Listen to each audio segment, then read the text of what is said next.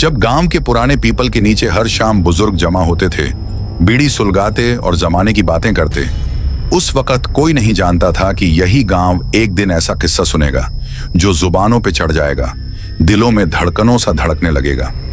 ये कहानी है सूरज और राधा की। साधारण चेहरे मगर आंखों में तूफान। सूरज गांव का ट्रक ड्राइवर, हंसमुख, जिम्मेदार पर दिल का बागी। राधा मास्टर जी की बेटी, सीधी सादी दिखने वाली पर अंदर से आग सी तेज। कहानी की शुरुआत होती है उस दिन से जब गांव की सबसे बड़ी शादी का शोर था। ढोलक, बैंड बाजा, बारात और पूरे गांव में रौनक। राधा की शादी थी किसी बड़े खानदान में, शहर के एक सरकारी अफसर से। पर यह शादी नहीं थी, ये फैसला था जिसे निभाना राधा के लिए मजबूरी बन चुका था। शाम को जब बारात आई, राधा के चेहरे पे मुस्कान नहीं थी, आंखों में नमी थी। और वहीं गांव के कोने में खड़ा था सूरज, खामोश लेकिन आंखों में एक बेचैन तूफान। तेरे बिना सब सुना है राधा, और तू किसी और की हो जाए ये मंजूर नहीं, सूरज ने खुद से कहा। रात के 12 बजे जब सब थक कर सो चुके थे और मंडप में अग्नि तैयार थी, तभी गांव की सबसे बड़ी सनसनी फैल गई। राधा गायब है और उसके साथ ही सूरज भी। गांव में कोहराम मच गया। बाराती हक्के बक्के, घर वाले बेहोश और मास्टर जी तो जैसे पत्थर के हो गए। ट्रक स्टैंड पर देखा गया कि सूरज का ट्रक भी गायब था और बस शुरू हो गई उस मोहब्बत की खोज जिसमें इश्क की आग थी, समाज की दीवारें और एक ऐसा बगावत जिसे गांव कई सालों तक नहीं भूलने वाला था। क्या राधा अपनी मर्जी से गई थी या सूरज उसे भगा कर ले गया? कहां गए होंगे दोनों? क्या अब कभी लौटेंगे? इन सवालों के जवाब किसी के पास नहीं थे, लेकिन गांव के लोग जानते थे ये कहानी अब हर चौपाल की जुबान पर होगी। शादी की रात जब आग जलने वाली थी, दो दिल आग से भी तेज जल उठे और वो आग गांव के सीने में धधकने लगी। खत्म नहीं, ये तो बस शुरुआत है। जब सूरज और राधा ने ट्रक की चाबी घुमाई तो इंजन की आवाज उनके दिल की धड़कन से तेज थी। ट्रक जो हमेशा सामान ढोता था, आज उसमें सपने भरे थे। नीले आसमान के नीचे खेतों को पीछे छोड़ते हुए वो भाग रहे थे, सिस्टम से, समाज से और अपने बीते कल से। पर रास्ता आसान नहीं था। पहली रात एक सुनसान ढाबे पर रुके। ट्रक के केबिन में एक चादर बिछाई, सूरज ने राधा को पानी दिया। दोनों खामोश थे, जैसे शब्दों से ज्यादा आंखें बोल रही थीं। राधा ने पहली बार पूछा, अगर हमें पकड़ लिया गया तो? सूरज ने मुस्कुराते हुए कहा, तो भाग जाएंगे फिर से। जब तक जिंदगी है तब तक रास्ते हैं। लेकिन उस ढाबे में एक जोड़ी आंखें थीं जो उन्हें घूर रही थीं। शंकर, ट्रक ड्राइवरों की दुनिया का पुराना खिलाड़ी। उसी ने फोन किया गांव के किसी जानकार को। ये दोनों यहां से गुजरे हैं, लग रहा है कोई लफड़ा है। अब कहानी में एंट्री हुई पहली धमकियों की लहर की। अगले ही दिन से पीछा शुरू हुआ। एक काली एसयूवी जो दूर से ट्रक के पीछे लगी थी। फोन पर आती अजीब अजीब कॉल्स, जैसे कोई बता रहा हो, हम जानते हैं तुम कहां हो। राधा को अब डर लगने लगा था, पर सूरज का जोश वैसा ही था। अगर पकड़ना है तो पहले ट्रक से तेज चलना होगा। और उसी रात ट्रक ने ली तेज रफ्तार, एक नए शहर की तरफ, एक नए मोड़ की तरफ। कहानी अब सीधी नहीं, अब पीछा भी है और एक रहस्य भी, क्योंकि सूरज सिर्फ राधा के लिए नहीं भागा था। उसके पास एक और राज था जो आने वाले एपिसोड्स में बम की तरह फटेगा। रात का वो शहर अपने आप में अजनबी था। सड़कों पर सन्नाटा पसरा था, लेकिन सूरज के दिमाग में शोर मचा हुआ था। ट्रक की हेडलाइट्स धुंध चीर रही थीं और राधा की आंखें पीछे देखती रहीं, जैसे अतीत अभी भी पीछा कर रहा हो। लेकिन इस बार उनका पीछा सिर्फ यादें नहीं कर रही थी, बल्कि हकीकत थी। वो एसयूवी अब और करीब आ चुकी थी। सूरज ने रफ्तार और तेज कर दी, पर एक मोड़ पर ट्रक को अचानक रोकना पड़ा। सामने पुलिस की नाकाबंदी थी, नीली लाल बत्तियां चमक रही थीं। सीटी की आवाज आई और उस पल में राधा की सांस अटक गई। सूरज ने एक पल को उसकी तरफ देखा और बिना कुछ बोले ट्रक से उतरा। कांस्टेबल पास आया, पूछा कहां से आ रहे हो, कहां जा रहे हो? सूरज ने कहा माल लेकर आ रहा था। पीछे देखा तो ट्रक में रखा नकली सामान अब तक ढका हुआ था। कंपनी की खाली क्रेट्स, पुरानी बोतलें और 2 झूठे इनवॉइस जिसे सूरज ने पहले ही तैयार रखा था। पुलिस को शक हुआ, लेकिन कोई पुख्ता वजह नहीं मिली। जाने दिया गया, लेकिन एसयूवी का साया दूर से देख रहा था ये सब। और फिर वो एसयूवी भी धीरे से मुड़ी। एक दूसरी गली की तरफ उसके अंदर बैठा आदमी एक फोन करता है। वो लोग अब शहर में घुस चुके हैं, फेज 2 शुरू करो। दूसरे दिन का सूरज उनकी जिंदगी में नया ही था। एक पुरानी बिल्डिंग में ठिकाना मिला।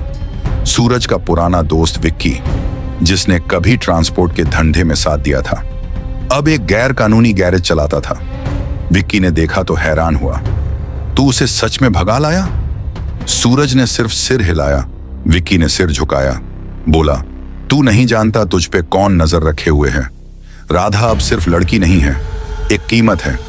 उस अफसर की इज्जत, मास्टर जी की साख और पूरे गांव का नाम दांव पे लग चुका है। राधा चुपचाप खड़ी रही। उसकी आंखों में एक सवाल था जो अब तक उसने नहीं पूछा था। क्या तुम मुझे इस सब से बचा पाओगे?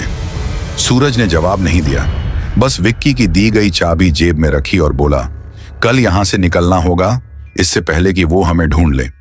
पर उन्हें नहीं पता था कि उसी गैरेज की छत पर एक छोटा सा कैमरा था जो हर मूवमेंट किसी और को भेज रहा था। और उस वीडियो को देख रहा था वही आदमी जिसने एसयूवी भेजी थी। उसका नाम था जगत, सूरज का सौतेला भाई, जिसके साथ एक पुराना कर्ज बाकी था।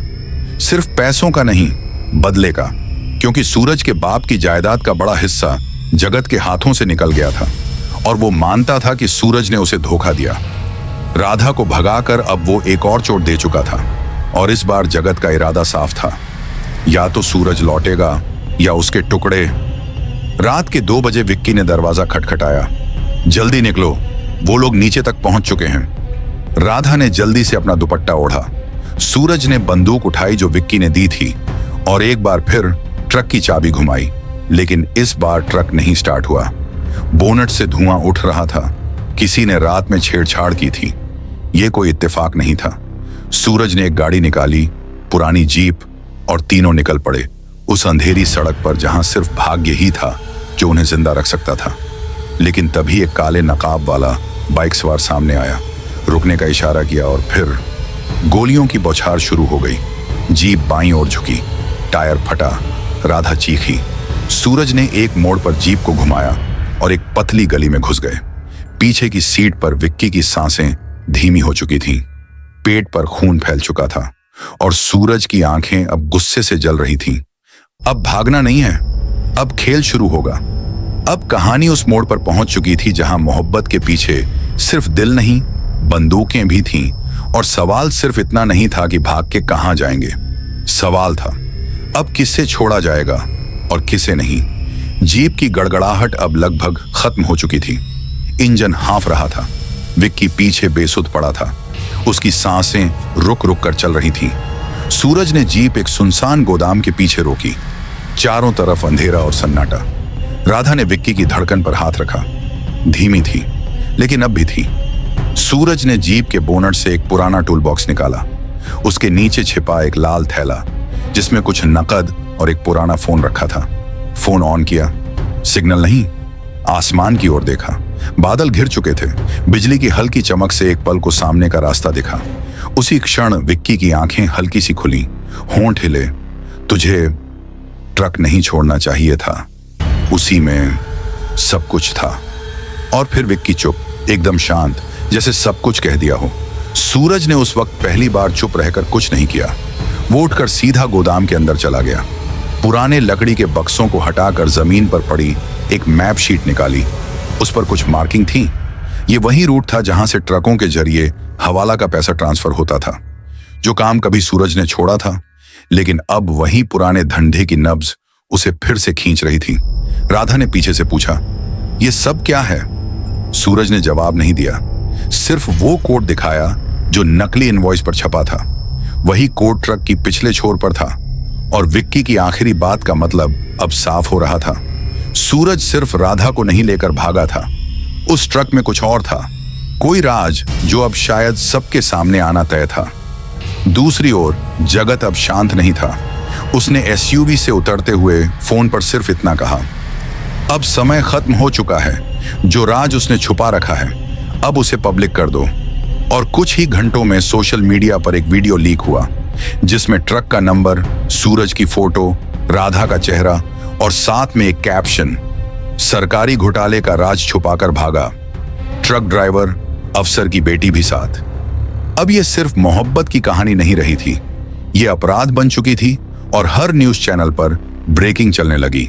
गोदाम के बाहर पुलिस पहुंच चुकी थी। सूरज ने समय नहीं गंवाया। उसने राधा को पीछे की खिड़की से निकालकर पहाड़ियों की ओर भागने को कहा। खुद दरवाजा खोला और हाथ ऊपर कर दिए।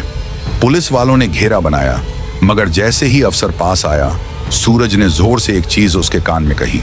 अफसर रुका। उसके चेहरे पर शक और डर दोनों था।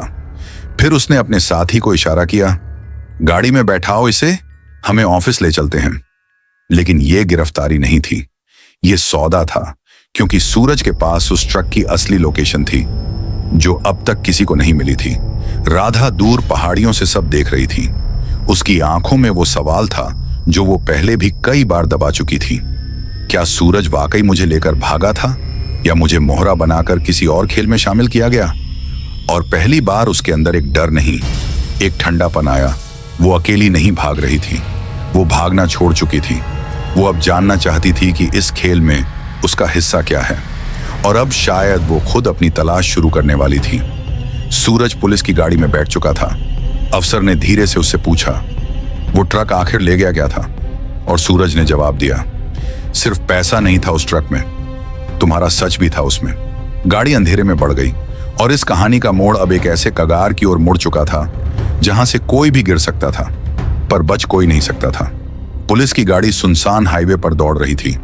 अंदर सूरज एक कोने में बैठा था, चुप, स्थिर, लेकिन उसकी आंखें हर मोड़ को नाप रही थीं। सामने ड्राइविंग सीट पर वही अफसर था जिसने गिरफ्तारी के बदले सौदा किया था, पर अब उसके चेहरे पर तनाव था। उसके मोबाइल पर हर 5 मिनट में एक ही नंबर से कॉल आ रही थी, लेकिन वह उठा नहीं रहा था। सूरज ने एक बार उसकी तरफ देखा और कहा, फोन क्यों नहीं उठा रहे, डर लग रहा है? अफसर चौंका, फिर मुस्कुराया, बोला, डर हमें नहीं लगता, बस जब कोई सच ज्यादा जानने लगे तो उसकी उम्र छोटी हो जाती है। सूरज चुप रहा, लेकिन अब उसे यकीन हो चला था कि यह सफर कहीं और मोड़ लेने वाला है। अचानक गाड़ी एक पुराने रेलवे पुल के नीचे आकर रुकी। अफसर ने इशारा किया, उतरो। सूरज बाहर आया। अंधेरा गहरा था। नीचे झाड़ियों के बीच कुछ और लोग खड़े थे, चेहरे छुपे हुए, हाथों में कुछ कागज और एक लैपटॉप। सूरज को सामने खड़ा किया गया। एक आदमी ने पूछा, ड्राइव करो उस ट्रक तक, अभी और यहीं। सूरज ने पूछा, गिरफ्तार किया है या ठेका दिया है? जवाब आया, तू जिंदा रहेगा, बस जब तक वो फाइलें हमारे हाथ ना आ जाएं। सूरज ने गर्दन झुकाई और बोला, एक गलती कर रहे हो तुम। जिस ट्रक की तलाश है वो मेरे पास नहीं है, वो राधा के पास है। पल भर को वहां सन्नाटा छा गया। पीछे खड़ा अफसर भड़क उठा, झूठ बोल रहा है ये, हमने राधा को भागते देखा था, उसके पास कुछ नहीं था। सूरज ने उसकी आंखों में देखा और कहा, तुमने उसे भागते देखा पर ढूंढा नहीं, क्योंकि उसे ढूंढने की हिम्मत किसी में नहीं थी। वो उस ट्रक को लेकर गई है जहां तुम पहुंच भी नहीं सकते। उस वक्त सबका ध्यान भटका और उसी पल सूरज ने झाड़ियों की ओट लेकर भागने की कोशिश की। एक गोली चली, हवा चीरती हुई निकली, पर सूरज दौड़ता रहा। अंधेरे में उसका शरीर बस एक परछाई बन गया और पीछे गालियां, चिल्लाहट, लेकिन कोई उसे रोक नहीं सका। उधर राधा शहर की भीड़ में अब एक नई पहचान के साथ थी। बाल छोटे करवा लिए, चेहरा ढक लिया। एक महिला लॉज में कमरा लिया और अंदर पहुंचते ही ट्रंक खोला, जिसमें नकली दस्तावेज, एक हार्ड ड्राइव और उस ट्रक की जीपीएस चिप थी, जिसे सूरज ने कभी सीट के नीचे फिट किया था। राधा ने धीरे से वो चिप बाहर निकाली और लैपटॉप में लगाई। स्क्रीन पर जो खुला वो महज नक्शा नहीं था, उसमें बैंक ट्रांजैक्शंस, नाम, सरकारी पासवर्ड्स और उन लोगों की लिस्ट थी जो इस घोटाले का हिस्सा थे। जगत, वो अफसर, 2 नेता और खुद सूरज का एक पुराना बॉस। राधा अब डर में नहीं थी। वो समझ चुकी थी कि उसका इस्तेमाल हुआ है, लेकिन अब वो खुद खेल में थी। उसने एक मेल लिखा, सारी फाइलें अटैच की और एक नाम टाइप किया, पत्रकार राघव शर्मा। फिर एंटर दबा दिया और उसी वक्त दरवाजे पर दस्तक हुई। राधा सन्न रह गई। लैपटॉप बंद किया, चिप वापस छुपाई और दरवाजा खोला।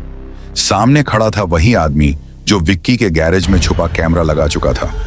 अब वो मुस्कुराया और बोला, तुम्हें तो सिर्फ साथ भागना था ना, अब इतनी समझदारी कहां से आ गई?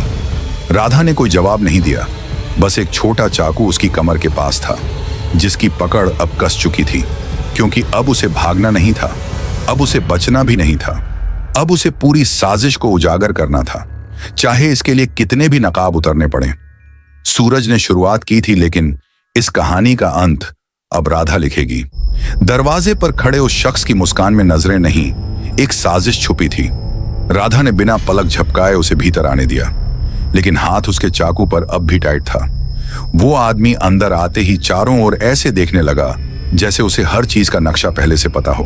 बोला, जानती हो, तुम्हारे मेल के पहुंचने से पहले हम पहुंच गए हैं और अब तुम्हारे पास दो रास्ते हैं, या तो ये सब भूल जाओ या हमेशा के लिए गायब हो जाओ।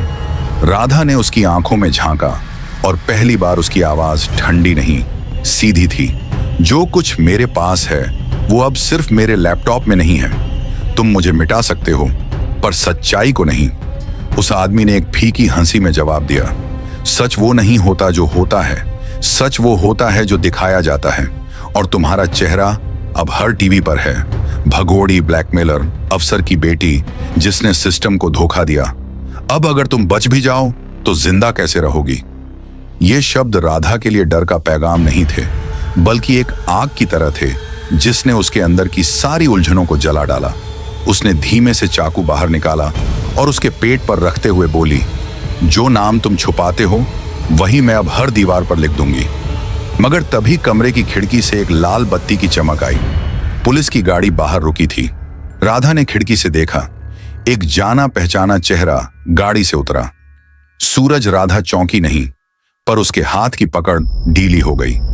उस आदमी ने फुर्ती से चाकू दूर किया और फर्श पर धकेल दिया। मगर इससे पहले कि वो कुछ करता, सूरज दरवाजा तोड़कर अंदर घुसा। हाथ में पिस्तौल थी। उसकी आंखें गुस्से में नहीं थीं, बल्कि अब खाली थीं, जैसे उसने सब कुछ देख लिया हो। उसने उस आदमी की तरफ इशारा करते हुए कहा, बहुत खेल देखे मैंने, अब अंत भी देखना है। वो आदमी पीछे हटने लगा, लेकिन सूरज आगे बढ़ता गया। बोला, तू विक्की की मौत का गवाह है और अब तू ही उसका सबूत बनेगा। तभी पुलिस का दूसरा ऑफिसर अंदर आया। उसने सूरज की बात सुनी और बोला, हमने उसे ट्रेस किया था, कैमरे में था, विक्की के गैरेज में चोरी करते हुए, पर अब हमारे पास सबूत है। राधा कुछ पल तक सब देखती रही, फिर लैपटॉप उठाया और बोली, यह केस अब अदालत का नहीं, जनता का होगा। उसने रिकॉर्डिंग ऑन की। उस आदमी की सारी बात जो अब तक कमरे में हुई थी रिकॉर्ड हो चुकी थी। उसने वही वीडियो उसी पत्रकार को भेज दी जिसे सूरज भी जानता था। और इस बार वीडियो पब्लिक होते ही देश भर में हलचल मच गई, क्योंकि इसमें सिर्फ भ्रष्टाचार नहीं, राधा की आंखों में सच्चाई भी थी। और वो हर उस शख्स को चुनौती दे रही थी जिसने उसे कमजोर समझा था। जगत इस वीडियो को अपने बंगले में देख रहा था। उसकी आंखें लाल थीं। फोन गिरा दिया, फिर बोला, अब लड़की को नहीं, उसकी पूरी कहानी को खत्म करना पड़ेगा। उसने एक नए आदमी को बुलाया, नया चेहरा, नई चाल, जो न सूरज को जानता था न राधा को, बस पैसे को पहचानता था। और उसे सिर्फ एक काम दिया गया, दोनों को मिटा दो सबूत के साथ। राधा और सूरज अब एक नई जगह थे, लेकिन इस बार छिपने के लिए नहीं, एक प्लान के साथ। वो जानते थे अगला वार आखिरी हो सकता है, लेकिन अब वो शिकार नहीं, शिकारी बनने को तैयार थे। सूरज ने राधा से पूछा, डर लग रहा है? और राधा ने जवाब दिया, अब नहीं, क्योंकि अब कहानी हमारी है और अंत भी हम ही लिखेंगे। नई जगह एक पुराना चर्च था, शहर से दूर, जंगल के साए में, जहां अब कोई इबादत नहीं होती थी, बस दीवारों पर खामोशी टंगी रहती थी। सूरज और राधा वहां छिपे नहीं थे। वहां से वो देख रहे थे किस दिशा में कितनी रफ्तार से साजिशें भाग रही हैं। बाहर से सब शांत दिखता था, मगर चर्च के तहखाने में एक अस्थायी वॉर रूम तैयार था। 3 लैपटॉप, 4 सिम, एक रेडियो फ्रीक्वेंसी स्कैनर और दीवार पर एक बड़ा नक्शा उस ट्रक के पूरे रूट का, जो अभी तक गायब था। वो ट्रक जिसमें सिर्फ पैसा नहीं, पूरी व्यवस्था की रीढ़ थी। और अब तक किसी को नहीं पता था कि वो कहाँ है, लेकिन राधा को उसकी एक झलक याद थी।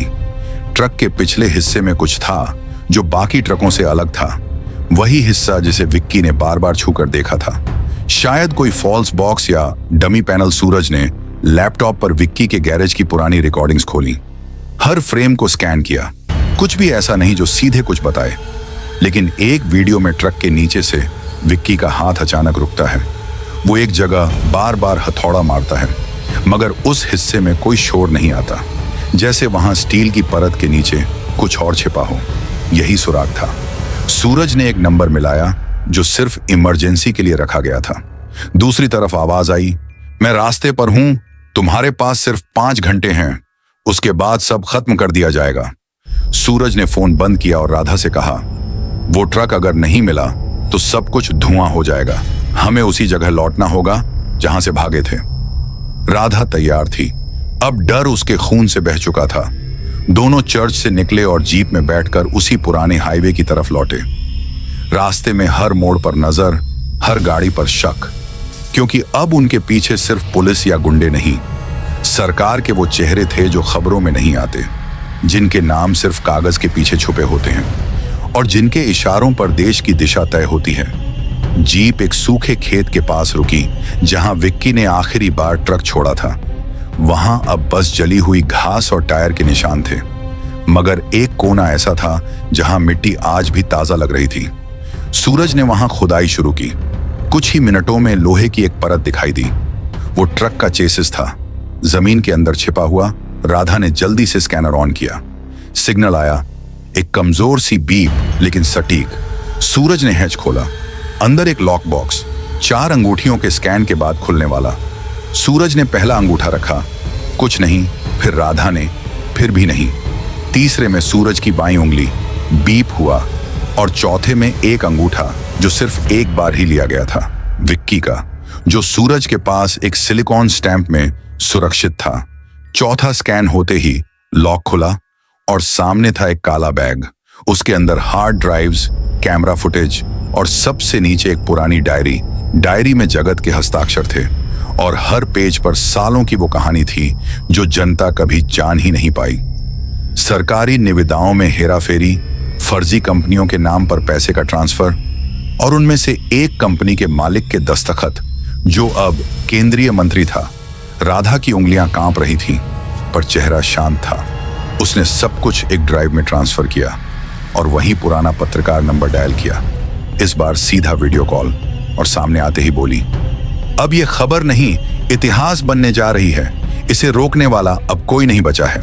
लेकिन उसी वक्त दूर एक गाड़ी के टायरों की चीख सुनाई दी। जीप से उतरते ही दोनों को समझ आ गया था, वो आ गए हैं, वो जो सब मिटा सकते हैं। चर्च की घंटी खुद बजने लगी थी, जैसे कोई चेतावनी दे रहा हो, और सूरज ने धीरे से कहा, अब नहीं भागेंगे, अब आखिरी दांव खेलेंगे। राधा ने उसकी आंखों में देखा। कोई डर नहीं था, सिर्फ एक फैसला था। ये वो पल था जब मोहब्बत, साजिश और बदला तीनों एक ही जगह पर थे, और अब सिर्फ एक ही चीज तय करनी थी, कौन बचेगा और कौन रह जाएगा सिर्फ फाइलों में। गोलियों की आवाज जंगल के सन्नाटे को चीर रही थी। चर्च के पास 3 गाड़ियां रुकी थीं। काले कपड़ों में वो लोग निकले जो न यूनिफॉर्म में थे न वर्दी में, लेकिन उनके इरादों की धार हर बंदूक से तेज थी। सूरज और राधा ने खुद को चर्च के तहखाने में छुपा लिया, लेकिन ये छिपना नहीं था, ये तैयारी थी। एक आखिरी चाल जिसकी स्क्रिप्ट उन्होंने नहीं, हालात ने लिखी थी। लैपटॉप ऑन था, कैमरा एक्टिव, लाइव स्ट्रीम चालू हो चुकी थी, और देश के हजारों स्क्रीन पर अब सिर्फ 2 चेहरे दिख रहे थे, राधा और सूरज। राधा की आवाज पूरे देश में गूंज रही थी, हम दोनों ने भागने की गलती की थी, क्योंकि हमें लगा कि सच्चाई का कोई ठिकाना नहीं होता। लेकिन आज हम यहाँ खड़े हैं, बिना किसी सुरक्षा, सिर्फ उन सबूतों के साथ जो ये साबित करते हैं कि हमारी सरकार, हमारी व्यवस्था और हमारे तथाकथित रक्षक सब बिक चुके हैं। उसी पल दरवाजा तोड़ा गया।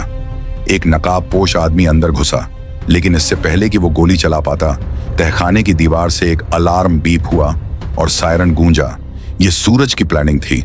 हर मूव रिकॉर्ड हो रहा था और हर कदम लाइव जा रहा था। सूरज ने उस नकाबपोश की आंखों में देखा और कहा, तू चाहे जो कर ले, आज से तू गुमनाम रहेगा, क्योंकि अब तू सिर्फ एक चेहरे का हिस्सा है जो इस सिस्टम की सड़ांध का सबूत बन चुका है। नकाबपोश ठिठका, उसकी बंदूक नीचे हुई, जैसे उसे पहली बार अपने होने पर शक हुआ हो। तभी पीछे से पुलिस की असली टीम आ गई। इस बार मीडिया साथ थी, कैमरे ऑन थे और मंत्री जगत को उसके बंगले से बाहर लाकर हथकड़ी पहनाई जा चुकी थी। राधा के वीडियो के कारण हर न्यूज चैनल अब एक ही कहानी चला रहा था। एक ट्रक जो देश की आत्मा ले गया, दो आशिक जो उसे वापस लाए। सूरज और राधा चर्च की सीढ़ियां चढ़ते हुए बाहर आए। सुबह का सूरज उनके माथे पर था और भीड़ तालियों के साथ उनका इंतजार कर रही थी। लेकिन किसी को नहीं पता था कि राधा की आंखों में जो पानी था वो खुशी का नहीं, एक अधूरे सफर का असर था। सूरज ने उसके कंधे पर हाथ रखा और कहा, अब हमारे नाम से कहानी नहीं चलेगी, अब इसे सबका नाम चाहिए। अब कहानी खत्म नहीं हुई, अब वो बस तुम्हारे पास पहुंची है। हाँ, तुम्हारे पास। अगर तुमने यहां तक सुना है तो बताओ, क्या तुमने कभी किसी सच्चाई से भागने की कोशिश की है? क्या किसी साजिश को नजरअंदाज किया है सिर्फ इसलिए कि वो तुम्हारा हिस्सा नहीं थी? अब हम तुमसे एक सवाल पूछते हैं, तुम्हारा नाम क्या है? हाँ, तुम जो सुन रहे हो नीचे कमेंट में सिर्फ अपना नाम लिखो, ताकि हमें पता चले कि इस कहानी के गवाह कौन कौन बने। और अगर तुम्हें लगा कि ये कहानी तुम्हारे दिल से निकली, तुम्हारी आंखों से बहती रही, तो इसे शेयर करो, ताकि वो लोग भी सुने जिनकी आवाज कभी कोई रिकॉर्ड नहीं करता। हम फिर मिलेंगे एक और किस्से में, एक और सच के साथ। तब तक अपना ख्याल रखना और याद रखना, कुछ कहानियां सिर्फ सुनी नहीं जाती, जी ली जाती हैं।